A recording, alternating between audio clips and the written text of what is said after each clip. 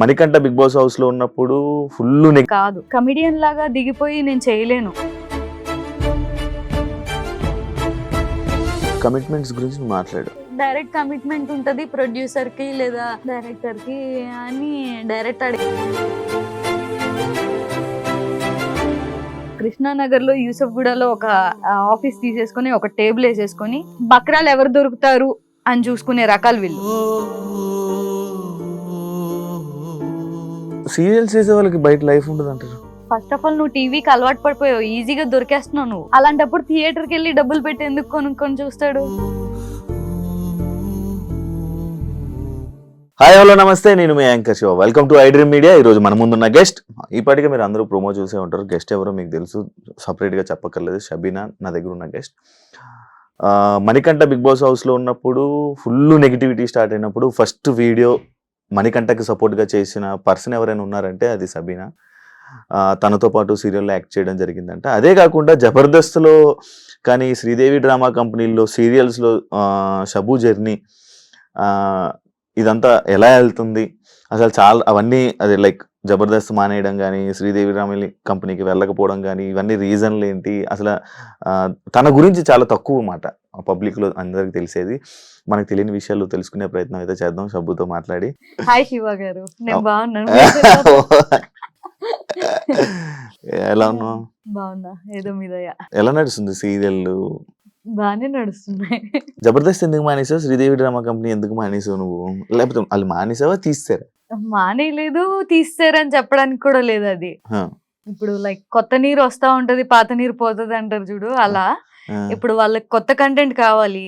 మేముంటే అవే routine పంచులు వేస్తున్నారు, ఇంకా కొత్త వాళ్ళు కావాలి మాకు. ఇన్స్టాగ్రామ్ ఇన్ఫ్లుయెన్సర్స్ ని మీరు చూసారుగా, ఇప్పుడు చేసే వాళ్ళందరూ ఆల్మోస్ట్ ఇన్ఫ్లుయెన్సర్ రీల్స్ చేసుకునే వాళ్ళే ఉన్నారు ఇన్స్టాగ్రామ్ వాళ్ళు. సో వాళ్ళ ద్వారా కొత్త కంటెంట్ క్రియేట్ చేద్దాం, కొత్తది చేద్దాం, రొటీన్ అయిపోయింది అని చెప్పి కొత్త వాళ్ళని తీసుకుంటున్నాం అని చెప్పారు మేము అడిగితే. మరి మళ్ళీ నువ్వు ట్రై చేయలేదా? నేను చేస్తామని అడగడం కానీ అలా ఏం చేయలేదా నువ్వు? లేదు, వాళ్ళు చెప్పింది నిజమే కదా. ఇప్పుడు నేను కమిడియన్ లాగా దిగిపోయి నేను చేయలేను.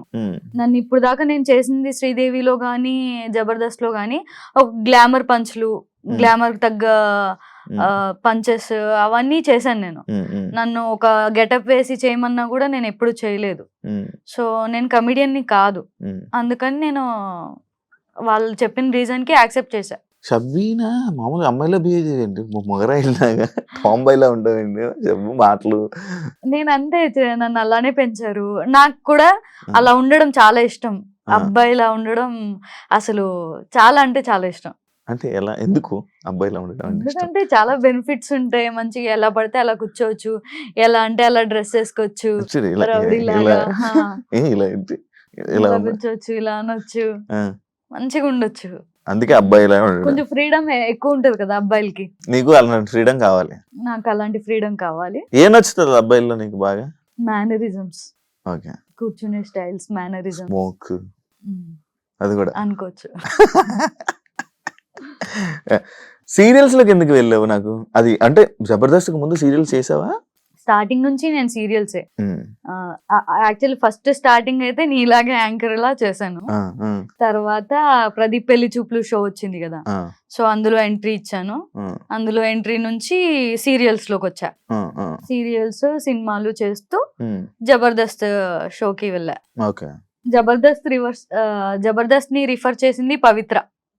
సో పవిత్ర చేసే టైంలో మన రామ్ ప్రసాద్ గారు సుధీర్ వాళ్ళ టీంలో ఒక అమ్మాయి కావాలి అని అంటే అప్పుడు నన్ను రిఫర్ చేసింది.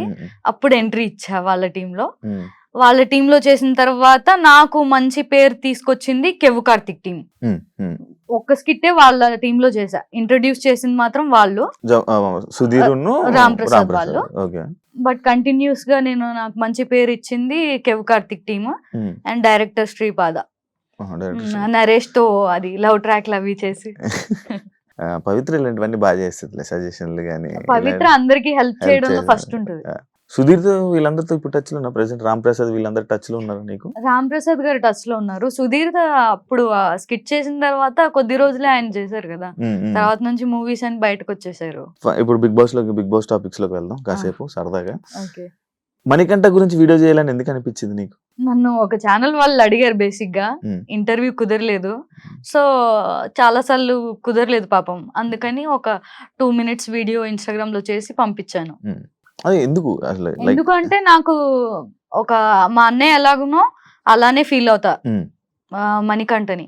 మణికంఠ నేను కస్తూరి సీరియల్లో 1.5 year వర్క్ చేశాను. సో అందులో నాకు బ్రదర్ క్యారెక్టర్ గా చేశాడు. అలానే కనెక్ట్ అయిపోయాడు. బ్రో అనే పిలుస్తాను నేను.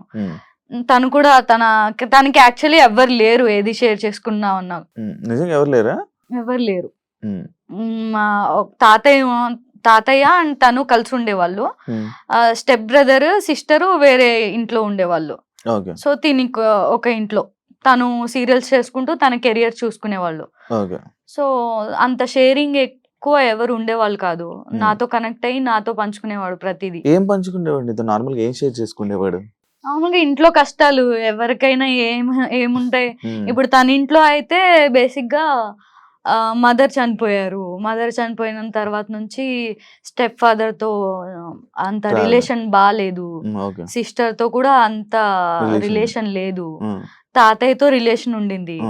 బట్ తన టార్గెట్ ఏంటి, ఎప్పటికైనా సెటిల్ అవ్వాలి అని చెప్పి. సో అందుకని సీరియల్స్ లోకి ఎంటర్ అయ్యాడు.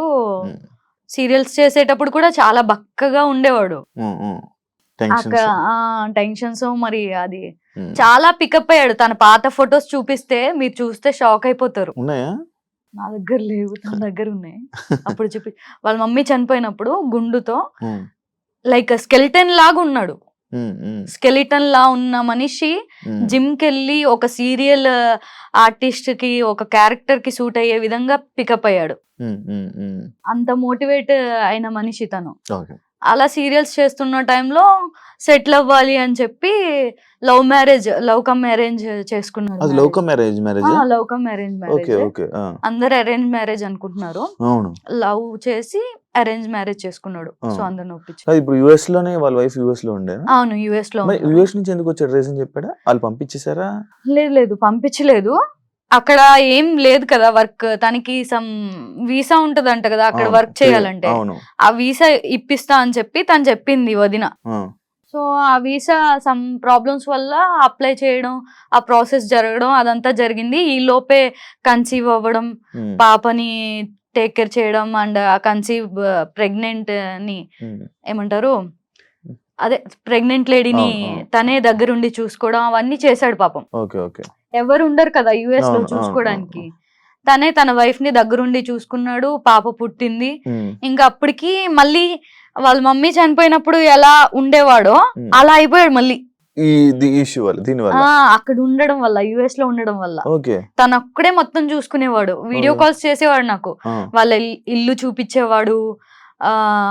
తను చేసే పనులేంటి, మార్నింగ్ లేగంగానే కాఫీ ఇవ్వాలి, టిఫిన్ చేయాలి, లంచ్ చేయాలి, డిన్నర్ రెడీ చేయాలి, పాపకు పాలు పట్టాలి, ఇవన్నీ చెప్పేవాడు, చూపించేవాడు నాకు. అరే ఇలా అయిపోయావు బ్రో, ఏంటి బ్రో అంటే వస్తాను, మళ్ళీ వస్తాను, కంబ్యాక్ ఇస్తాను అనేవాడు. బిగ్ బాస్ హౌస్ లో నాకు మా ఆవిడ కావాలి, మా పిల్ల కావాలి, మా స్టెప్ ఫాదర్ కావాలి, మా స్టెప్ సిస్టర్ కావాలి, వీళ్ళందరూ కావాలి అని ఎందుకు అన్నిసార్లు అన్న? నాకు రీజన్ ఏంటి అంటే ఈ మధ్య కాలంలో కొన్ని ఇష్యూస్ జరుగుతున్నాయి తనకి, తన వైఫ్ కి. సో ఆ ఇష్యూస్ వల్ల డివోర్స్ వరకు వెళ్తుంది ఇష్యూ. డివోర్స్ వరకు వెళ్తుంది. తీసుకోలేదు డివోర్స్ వరకు వెళ్ళే సిచ్యువేషన్స్ వచ్చాయి. రీజన్ ఎవరు అనేది నాకు క్లారిటీ ఇవ్వలేదు బ్రో. అయితే ఇలా గొడవలు జరుగుతున్నాయి అని చెప్పాడు. బిగ్ బాస్ ఆఫర్ వచ్చింది, వెళ్తున్నా అని చెప్పాడు.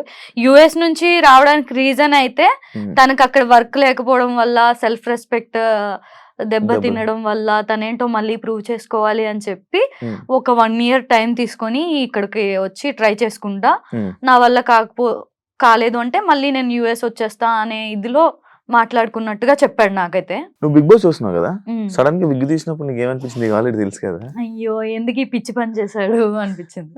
తెలుసు కదా నీకు ఆల్రెడీ. తెలుసు.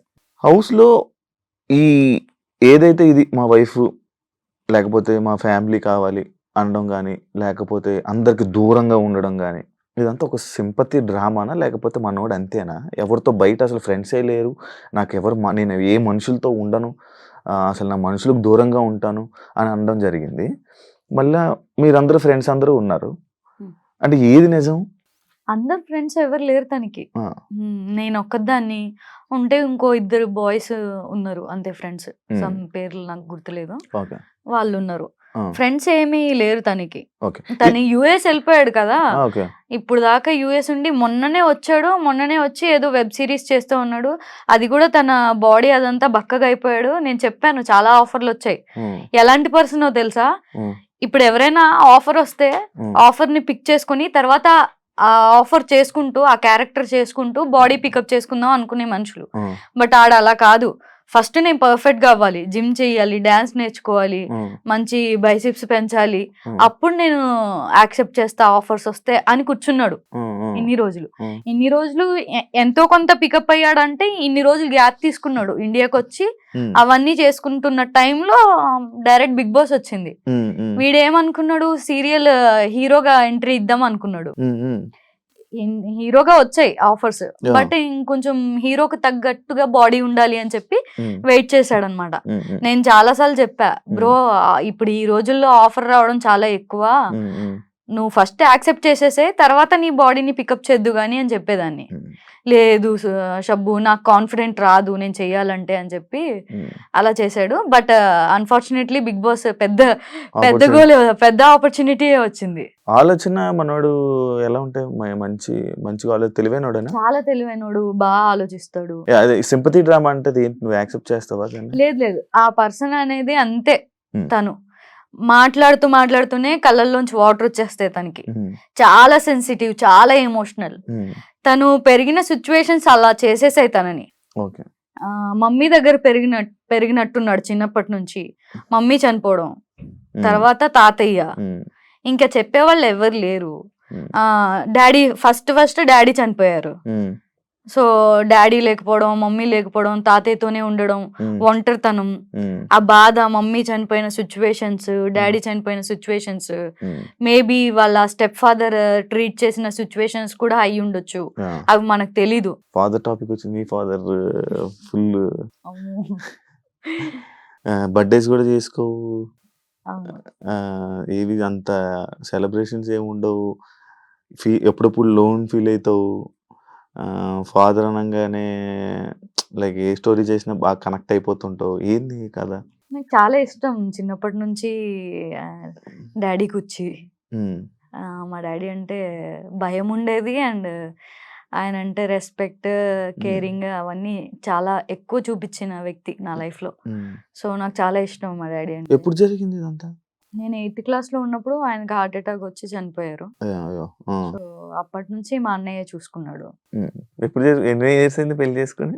మొన్ననే, ఇప్పుడు ఈ నవంబర్ వస్తే 2 years అవుతుంది. 2 years. అప్పుడు సోషల్ మీడియా ఫుల్ సార్ షబీనాకి పెళ్లి బాయ్ ఫ్రెండ్ అని. ఎలా ఉంది ఇప్పుడు? హ్యాపీయా? మొత్తం సూపర్ హ్యాపీ. ఎన్ని 7 years కదా? 7 years. పాప బాబు ప్లానింగ్స్? ఇంకా టైం ఉంది, సెటిల్ అవ్వలేదు కదా. ఇంకా సెటిల్ అవ్వలేదని వెయిట్ చేస్తున్నా. లోటు కనిపిస్తుందా? నాన్నలేని లోటు చాలా. ఎప్పుడు కూడా ఆయన లేకుండా ఇన్ని సంవత్సరాలు ఎలా గడిచిపోయాయా అనిపిస్తుంది. చాలా కష్టం డాడీ లేకపోతే. ఒక ఫ్యామిలీ రోడ్డు మీద పడిపోయినట్టే.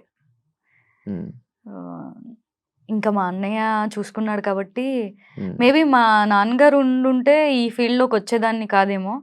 మంచిగా చదువుకొని మంచిగా సెటిల్ అయిన వాళ్ళకి ఇచ్చి పెళ్లి చేసే వాళ్ళు ఈ పాటికి నాకు 2-3 పిల్లలు ఉండేవాళ్ళు.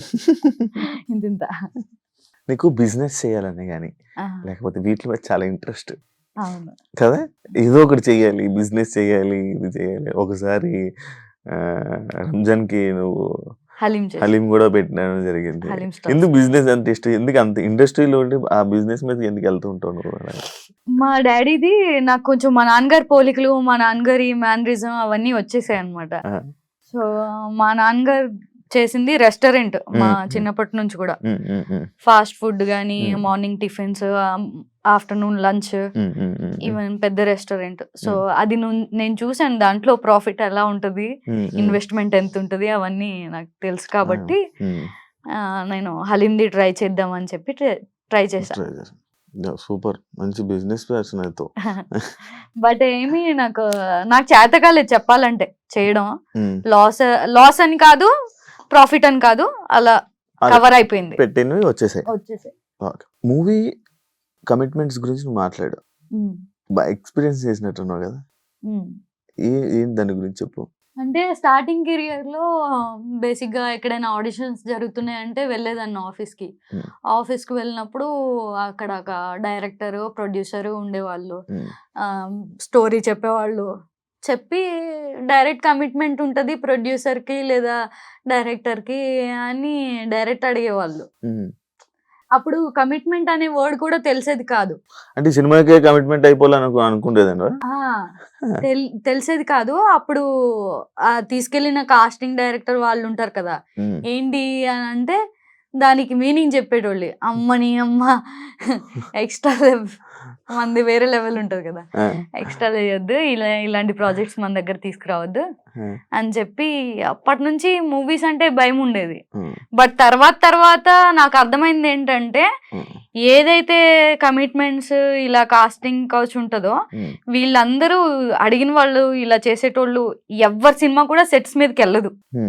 వీళ్ళు ఒక కృష్ణానగర్ లో యూసఫ్ గూడలో ఒక ఆఫీస్ తీసేసుకొని ఒక టేబుల్ వేసేసుకొని కాల్ మీద కాల్ వేసుకొని కూర్చొని వచ్చిన వాళ్ళని ఇంటర్వ్యూ చేసుకొని బక్రాలు ఎవరు దొరుకుతారు అని చూసుకునే రకాలు వీళ్ళు. వాళ్ళకి కొత్తగా ఇండస్ట్రీ వచ్చే వాళ్ళు ఎవరైనా దొరికారు అనుకో అంతే, ఇంకా బలైపోయినట్టే.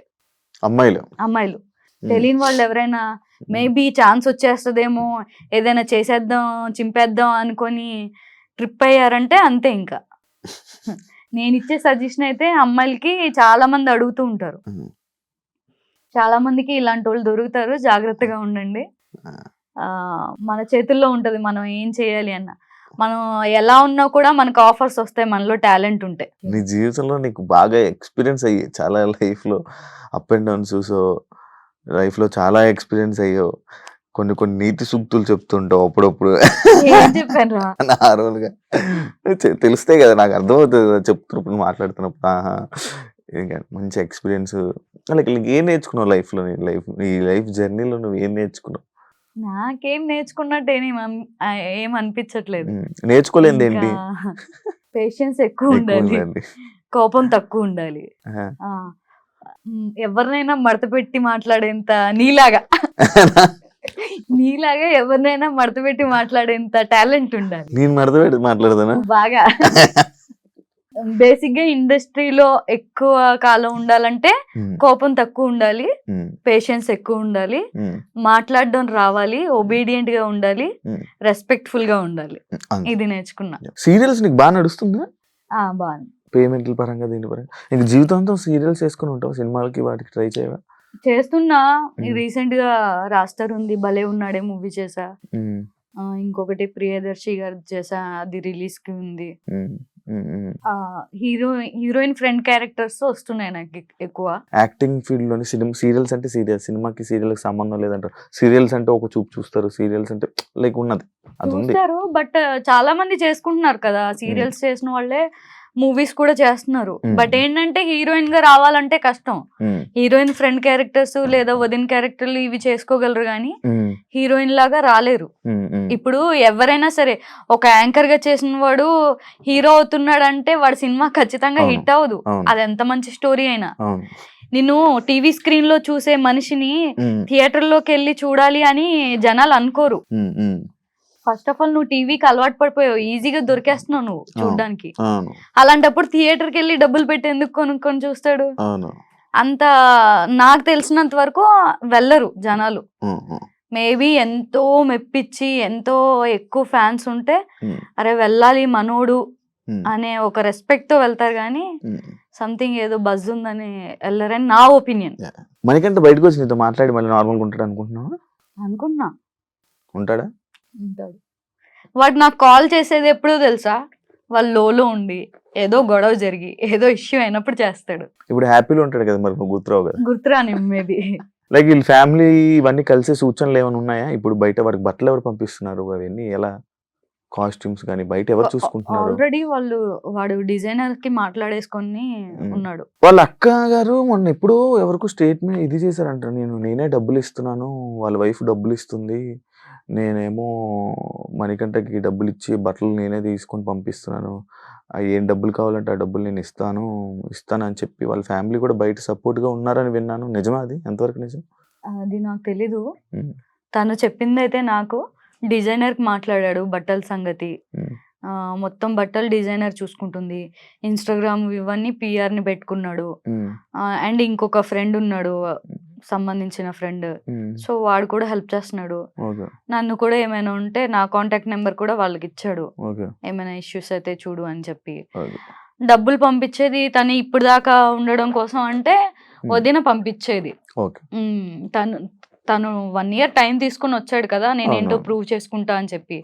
సో తను జాబ్లెస్ ఇక్కడికి వచ్చినప్పుడు 0. సో వదిన తన రెంట్ కి సంబంధించి అది పాపను వదిలేసి వెళ్ళారు. పాపని వీడే చూసుకున్నాడు. వాళ్ళ ఎవరు వదిన వాళ్ళ అమ్మ నాన్న దగ్గర అండ్ మనీ బ్రో దగ్గర పాప ఉండేది. ఒక 6 months 4 months ఉండింది. మొన్ననే బర్త్డేకి మళ్ళీ వదిన వచ్చి పాప బర్త్డే చేసి ఫస్ట్ బర్త్డే తను తీసుకెళ్ళింది మళ్ళీ. విష్ణు మనోని ఫెమినైన్ అన్నది తెలుసా? అది ఏంటి? దాని గురించి నీ రియాక్షన్ ఏంటి? తన బిహేవియర్ కొంచెం అలా ఉంటుంది కాబట్టి అలా అని ఉండొచ్చు. బట్ తనకి పాప ఉంది తెలుసు కదా. మంచి వ్యక్తి, అలాంటి పర్సన్ ఏం కాదు. అలా ఉంటాడు. పెరిగిన వాతావరణం అలాంటిది. ఇప్పుడు అలా మమ్మీ దగ్గర పెరగడం వల్ల క్యూట్నెస్ అలా ఉండొచ్చు. గేమ్ అంతా చూస్తున్నావు కదా మణికంఠ గేమ్, నీకేమనిపిస్తుంది? ఏమనిపిస్తుంది, బాగా ఆడుతున్నాడు. ఒక ఇంట్లో ఒక చిన్న పిల్ల కొద్ది రోజులు హాలిడేస్ కి బయటికి వెళ్ళిపోతే ఇల్లంతా బోసిపోయినట్టు ఎలా ఉంటది, అలా ఉంటది తను వచ్చేస్తే అని నా ఫీలింగ్. నార్మల్ గా వెళ్ళిన స్టార్టింగ్ జోకర్ అయిపోయాడు, కమెడియన్ అయిపోయాడు, సింపతి స్టార్ట్ చేశాడు. ఏంట్రా విచిత్రమైన బిహేవియర్, ఏంట్రా ఒక అట్రాక్షన్, ఎలా అంటే ఏం వ్యక్తిత్వం అన్నట్టు జనాల నుంచి కామెంట్స్ వచ్చాయి కదా. అంటే ఇప్పుడు బిగ్ బాస్ కంటెస్టెంట్స్ అందరూ కూడా అందులో బక్క పర్సనాలిటీ ఎవరు, వాడి 100% ఇస్తాడా లేదా అనేది ఆట చూసి డిసైడ్ చేయరు. ఫస్ట్ చూడంగానే వీడు వీక్ అని తెలిసిపోతుంది, బక్కగా ఉండి కొంచెం చిన్నగా ఉంటే. సో ఆ రకంగా అందరికి మైండ్ లో ఫిక్స్ అయిపోయినట్టుంది మేబీ. దట్టు ఫస్ట్ డే ఆయన డైరెక్టర్ గారు వచ్చి ఎలిమినేట్ చేశారు కదా, వీడు ప్రాంక్ చేస్తున్నారా ఏంటి అని ఆలోచించకుండా టెన్షన్ పడిపోయాడు కదా పాపం. వీడేదో పొడిచేద్దాం చించేద్దాం అని లోపలికి వెళ్ళిపోతే సడన్ గా నువ్వు బయటకి వచ్చేస్తున్నావు, ఎలిమినేట్ చేసేస్తున్నావు అనేటప్పటికి వాడికి భయం వేసేసింది. భయం వేసేసి ఆ ఎమోషన్ లో ట్రిగర్ అయిపోయి చెప్పేశాడు అన్ని, బయట పాస్ట్ విషయాలన్నీ. నేను అప్పటికి చెప్పి పంపించాను శివ, అస్సలు ఏడవద్దు, ఏడిస్తే అస్సలు నచ్చదు జనాలకి, పాస్ట్ గురించి అస్సలు చెప్పకు, పర్సనల్ విషయాలు అస్సలు షేర్ చేయకు, స్ట్రాంగ్ గా ఉండు, పాయింట్ మాట్లాడు అని చెప్పి పంపించా. అది స్టార్టింగ్ వెళ్ళిన రోజే ఏడ్చి నా గురించి చెప్పేశాడు, నా గురించి మీకు తెలీదు అని చెప్పి. ఇంకా అంతే, అతను అలానే ఉంటాడు. బట్ అది రియల్, తన లైఫ్ లో ఏదైతే జరిగిందో అదే తను చెప్పాడు. బట్ ఎవరైనా ఫీల్ అవుతారు ఆ టైంలో. ఇప్పుడు ఇంత కష్టపడి లోపలికి వచ్చి ఇప్పుడే ఎలిమినేట్ అయిపోతున్నా అంటే ఎవడైనా తన గురించి చెప్పుకోవాలి, ఏమంటారు, కన్విన్స్ చేయాలి అనే చూస్తాడు. ఈ విధంగా కన్విన్స్ చేశాడు. అనుకుంటున్నా ఖచ్చితంగా. యాక్చువల్లీ ఇప్పుడు వరకు ఉంటాడని అనుకోలేదు, బట్ చాలా గ్రేట్, మంచిగా ఆడుతున్నాడు, అందరితో ఫ్రెండ్షిప్ చేస్తూ. ఎవరు నచ్చారు నీకు బిగ్ బాస్ లో? నబీల్, సీత, మణికంఠ. ఇంకెవరు నచ్చలేదు? యష్మి. ఇంకెవరు నచ్చలే? రీజన్ ఏంటి? బాగా ఆడట్లేదు ఈసారి బిగ్ బాస్. నాకు ఎందుకో అంత నచ్చలేదు, అంత ఇంట్రెస్టింగ్ గా లేదు. నేను ఇప్పుడు బిగ్ బాస్ చూస్తున్నా అంటే బికాస్ ఆఫ్ మణికంఠ వల్లే. మణికంఠ ఏం చేస్తున్నాడు, ఈ రోజు ఏం దోల పని చేశాడు, ఈ రోజు ఏం స్మార్ట్ మూవ్ వేసాడు అని చెప్పి చూడడం తప్ప ఇంకా నార్మల్ గా అయితే అంత ఇంట్రెస్టింగ్ అనిపించట్లేదు నాకు ఈ సీజన్. ఎందుకో నిజంగా ఎందుకో అంత ఇంట్రెస్టింగ్ నేను ఎవ్రీ సీజన్ చూస్తా, ఈ సీజన్ అంత ఇంట్రెస్టింగ్ అనిపించలేదు. ఓకే. ఓన్లీ మణికంఠ వల్ల చూస్తున్నా నేనైతే. కాదు మణికంఠ పూర్తి పేరు చెప్పాడు.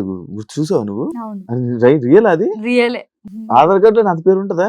ఆధార్ కార్డ్ లో ఉందో లేదో తెలియదు కానీ ఆ. చెప్పాడు నేను సీరియల్లో చేసేటప్పుడు ఆ పూర్తి పేరు పూర్తి పేరు. చెప్పు ఒకసారి. నాకేం గుర్తుంటది. ఫ్రెండ్ కదా, పూర్తి పేరు చెప్పు. నేనెందుకు గుర్తుపెట్టుకుంటా. ఎవరైనా పొగిడిన మణికంఠని, ఎవరైనా ఏదైనా లైక్ అప్రిషియేట్ చేసినా కానీ ఏదో చెప్పినా మనం రియాక్షన్ ఏంటి, షాకింగ్ రియాక్షన్లు ఉంటాయి. ఇలా కింద కూర్చొని ఏం ఆలోచించేస్తాడు, ఎందుకు అలా ఫేస్ పెడతాడు? నార్మల్ గా కూడా సీరియల్లో కూడా ఆలోచిస్తుంటాడు. సెట్స్ లో ఉన్నప్పుడు కూడా ఇట్లా ఇట్లా ఆలోచించుకుంటూ ఉంటాడు. ఎక్స్ప్రెషన్స్ ఇవ్వడేంటి పొగిడినా కూడా? ఒక రోజు సీరియల్ షూట్ 5 days అనుకో, 5 days లో ఖచ్చితంగా 1 day సాడ్ గా ఉంటాడు. 1 day ఫుల్ యాక్టివ్ ఉంటాడు. 1 day ఆలోచించుకుంటూ ఏంట్రా లైఫ్ అన్నట్టు ఓ తెగ ఆలోచించేస్తూ ఉంటాడు. సో ఈ కైండ్ ఆఫ్ పర్సన్ తను. సెట్ లో అలానే ఉంటాడు. ఇప్పుడు అక్కడ లోపల కూడా ఇంట్లో కూడా అలానే ఉంటున్నాడు. 1 day ఫుల్ యాక్టివ్ కనిపిస్తాడు. 1 day ఆలోచించుకుంటూ ఉంటాడు. 1 day ఎమోషనల్ గా ఏడుస్తూ గుర్తు తెచ్చుకొని ఏడుస్తూ ఉంటాడు. అయితే ఇప్పుడు వీళ్ళ ఫాదర్ వీళ్ళ అక్క అందరూ ఇప్పుడు హైదరాబాద్. మన వాళ్ళ వైఫ్ వాళ్ళ పాప యుఎస్ లో ఉన్నారు. మనోడు ఒక్కడే ఇక్కడ ఉంటాడు. మనోడు సపరేట్ ఉంటాడు వీళ్ళతో. ఓకే, ఏం చెప్పాలనుకుంటున్నా ఫైనల్ గా మణికంఠ గేమ్ గురించి కానీ, మణికంఠ సపోర్ట్ కానీ నీ గురించి ఏం చెప్పాలనుకుంటున్నావు ఆడియన్స్ కి? మణికంఠ చాలా బాగా ఆడుతున్నాడు. ఇప్పుడిప్పుడే టాస్క్ల్లో ఎంట్రీ ఇస్తున్నాడు. టాస్క్లు చేయడంలో టాస్క్లో కూడా బాగా ఆడితే ఖచ్చితంగా టాప్ 5లో ఉంటాడు అనుకుంటున్నాను. మీ అందరి సపోర్ట్ కూడా చాలా అవసరం.